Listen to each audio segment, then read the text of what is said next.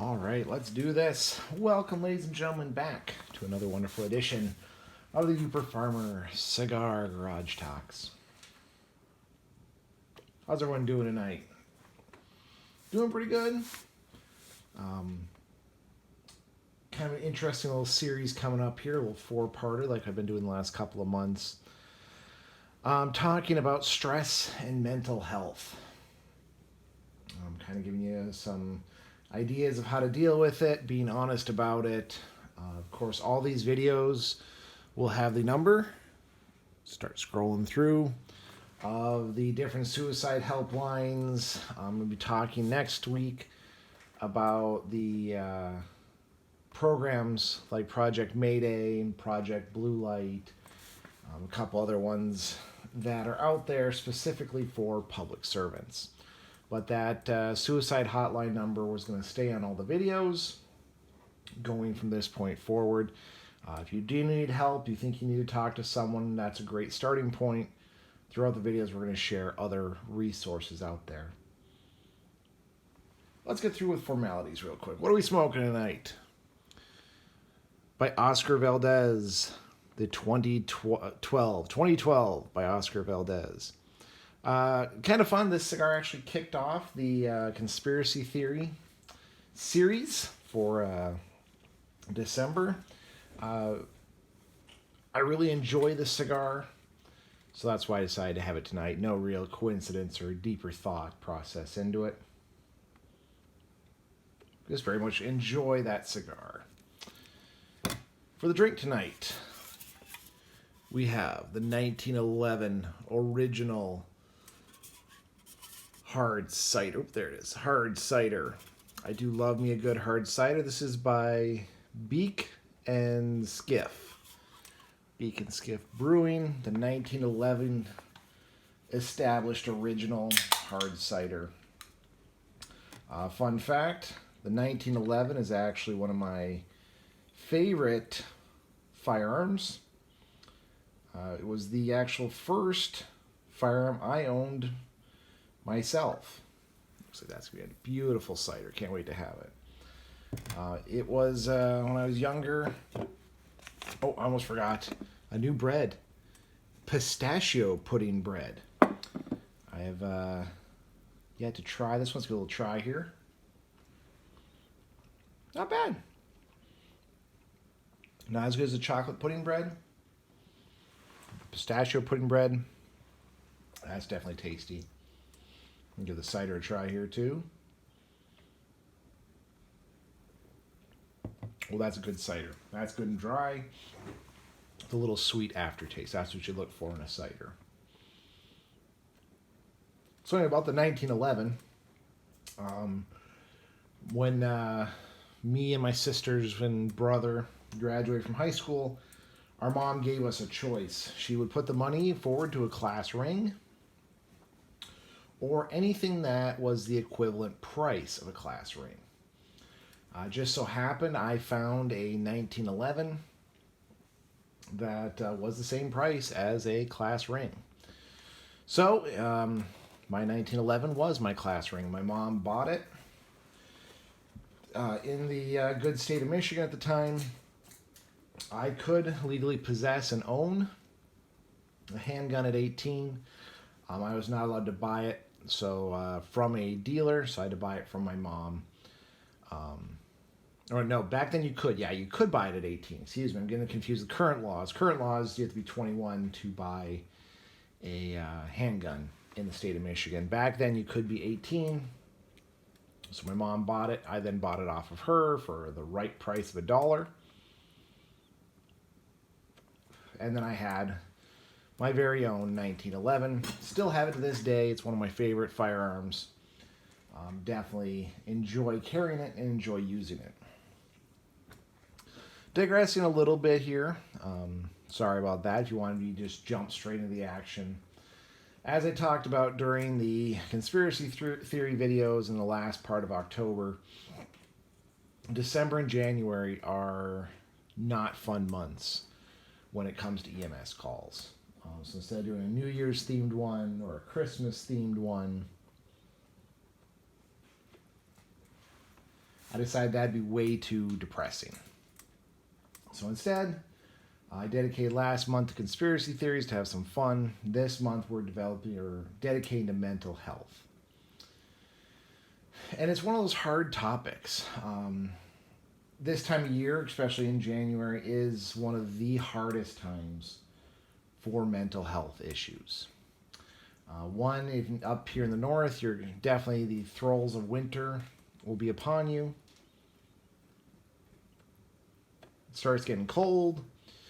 You start wondering, the heating bills start hitting the big heating bills. The weather gets colder, the roads get worse, you've been shoveling snow, definitely feeling isolated. Normally dealing with some sort of canceled plans by now. Get out with family and friends. So you start feeling very, very isolated. Very unfortunate. So mental health incidents, especially on the rig, were huge. And us dealing with mental health was almost a constant struggle during this time. I talked about in other videos, January, many years ago, I had 6 gunshot wounds to the head. 5 of them were self-inflicted. 1 was due to an assault. Of those, only 1 died right away.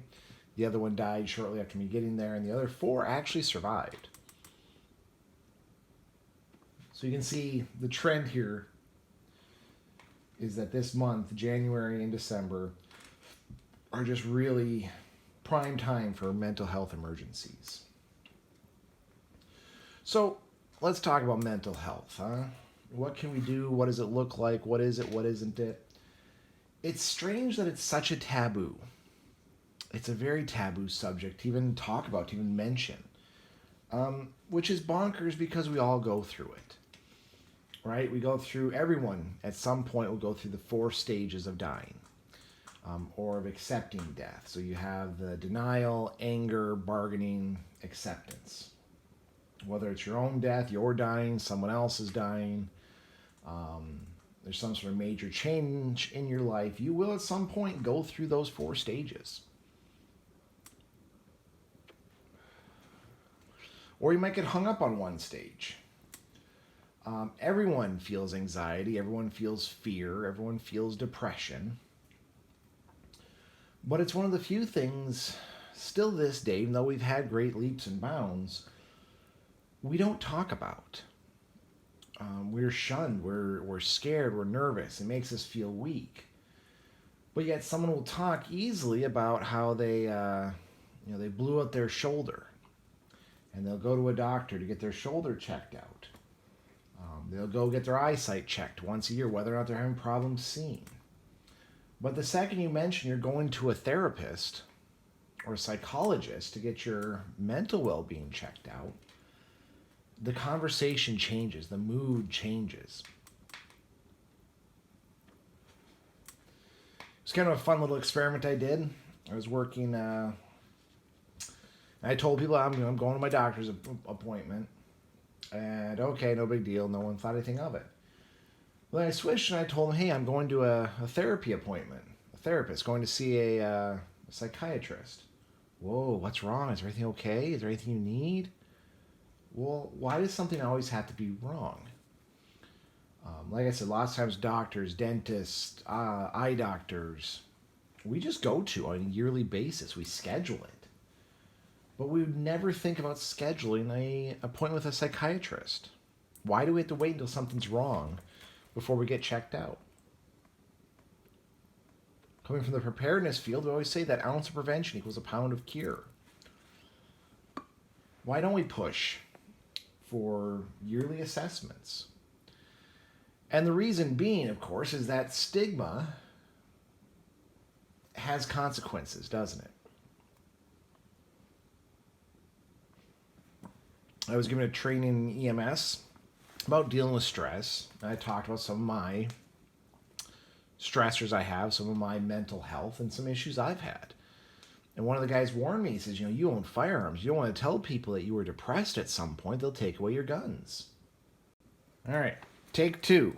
Let's try this again. I don't know what's going on. I might have to find a new camera app or something. This one shut down again. It says I had plenty of memory. I had plenty of battery. So I don't know why it cut out like that. I caught it pretty early, though. So, like I was saying, I was talking during the class. And the guy said, he's like, be careful, they'll take away your guns, they'll take away your kids. They'll go on your medical file. And he's not wrong.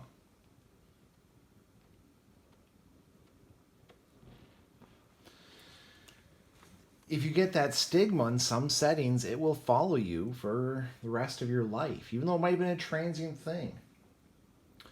Maybe you were just going through an episode and you used alcohol or to get through it. Maybe you had an anger issue due to being fired or situational. Once that situation was cleared up, it's over.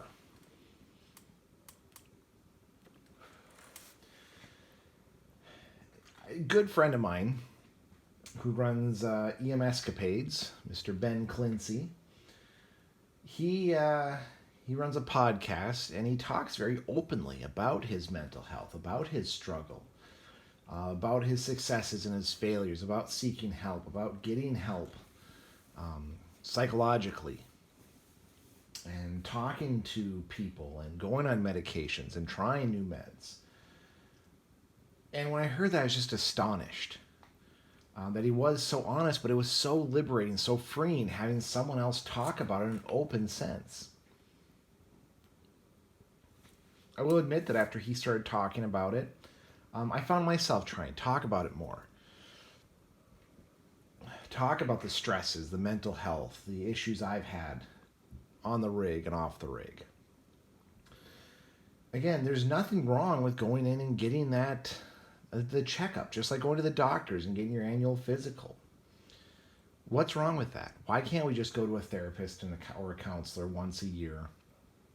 Get a checkup. It doesn't mean anything's wrong, but it might cut it off before it gets really bad. Maybe talking to that therapist will allow you to realize, wow, I guess I have been drinking my problems away more instead of addressing them. Going to that therapist, I realized that, my boss is really causing me some emotional strain or relationship strain with my wife. I need to address that. I need to do something about that. Maybe you can get on a preventative medication, or what we call a PRN, an as-needed medication for anxiety. Don't let it spiral and get worse and worse and worse to the point that you take a maintenance dose, a daily dose of a anti-anxiety med. Now, some of it is that industry needs a little bit of a change. That industry very much gears more towards that long-term problems, the long-term fixes. That's not entirely 100% accurate because there is like the CISMs team, the critical stress debriefing teams, which acknowledges someone in EMS goes through a horrible traumatic event. This team comes and helps them deal with it, helps them through it. Which they understand that person, it's a short-term thing. Yes, you're going to be stressed out, you're going to be depressed, you're going to be angry. But if you deal with it quickly, in the moment, very rapidly, within under 48 hours, your success rates of not having long-term problems greatly increases. I've been involved in many of those CISM teams and incident stress debriefing or critical stress debriefings, the debrief, and they do help. They help people put things into perspective, get rid of rumors of what did or did not happen, what could or could not have been done, kind of get to the truth of the matter, and then give people further resources. Where do you have to do, or where do we go from here? One of the best ones I ever dealt with was after my second ambulance accident. I went in and did the stress debriefing, and then I talked to a person afterwards. I got over that one really, really quick, that incident, that accident. was able to deal with my anxieties and my fears and move on with my life. So that's one of the things I'd like to leave you with. Mental health is just health. It's no different than cardiac health or abdominal health or insert health here, urinary health. It's something we need to work on, something we need to promote, something we need to exercise our mental health, but it's also something we just need to get checked out. Again, you don't need something wrong. You don't go to the doctors every time because something's wrong. You can go there just to get a physical.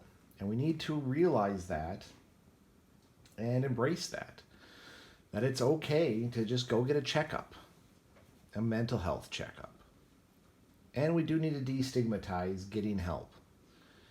There are a lot of people I've known who, had they gotten help sooner, would be in a much better place. I've known a lot of people who left the EMS industry because they just wouldn't address their mental health.